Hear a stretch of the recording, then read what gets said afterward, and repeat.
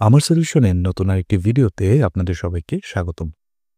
আজকের এই ভিডিওতে আমরা দেখব কিভাবে প্রোডাক্ট এক্সচেঞ্জ করতে হয়। তো এর জন্য আমরা প্রথমেই আমাদের পজ প্যানেলে চলে যাব। পজ প্যানেলে এসে আমরা নিচে দেখতে পাচ্ছি exchange hold, clear and payment.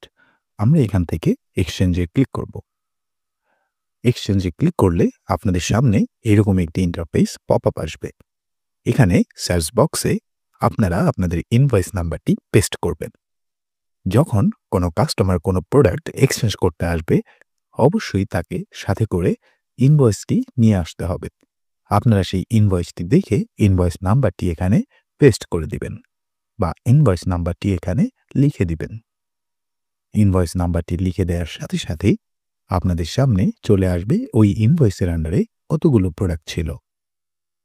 এরপর কাস্টমার যেই প্রোডাক্টটি এক্সচেঞ্জ করতে চাচ্ছে সেই প্রোডাক্টটি এখানে রেখে বাদবাকি সকল প্রোডাক্ট এখান থেকে রিমুভ করে দিতে হবে। রিমুভ করা হয়ে গেলে আমরা কন্টিনিউয়ে ক্লিক করব। অবশ্যই খেয়াল রাখতে হবে এক্সচেঞ্জকৃত প্রোডাক্টটি ক্রয়কৃত প্রোডাক্টের থেকে প্রাইসে বেশি হতে হবে। ক্রয়কৃত প্রোডাক্টের প্রাইসের থেকে কমে আপনি কোনো প্রোডাক্ট এক্সচেঞ্জ করতে পারবেন না।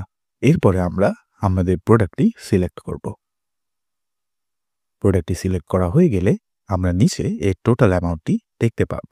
যদি প্রোডাক্টের প্রাইস ক্রয়কৃত প্রোডাক্টের থেকে বেশি হয়ে থাকে সেই অ্যামাউন্টটি আমরা এখানে দেখতে পারব এবং আমরা এরপরে পেমেন্টে ক্লিক করব। পেমেন্টে ক্লিক করার সাথে সাথেই আমাদের সামনে আরেকটি পপ আপ চলে আসবে এবং আমরা এখানে চেক আউটে ক্লিক করব। চেক আউটে ক্লিক করার সাথে সাথেই আমাদের এক্সচেঞ্জটি সম্পন্ন হয়েছে এবং সম্পন্ন হওয়ার পাশাপাশি একটি নতুন ইনভয়েস জেনারেট হয়েছে এবং আমরা এই ইনভয়েসটি খুব সহজেই ট্র্যাক করতে পারব। এটি আমাদের সেলের ভিতরে এক্সচেঞ্জ লিস্টে দেখা যাচ্ছে।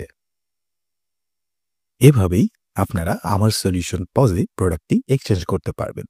এমন আরও নতুন নতুন ভিডিও এবং টিউটোরিয়ালস পেতে অবশ্যই আমাদের চ্যানেলটি সাবস্ক্রাইব করে রাখবেন। সবাই ভালো থাকবেন, সুস্থ থাকবেন। আজকের মতো এখানে বিদায় নিচ্ছি। আল্লাহ হাফেজ। Our solution, a total solution of your business.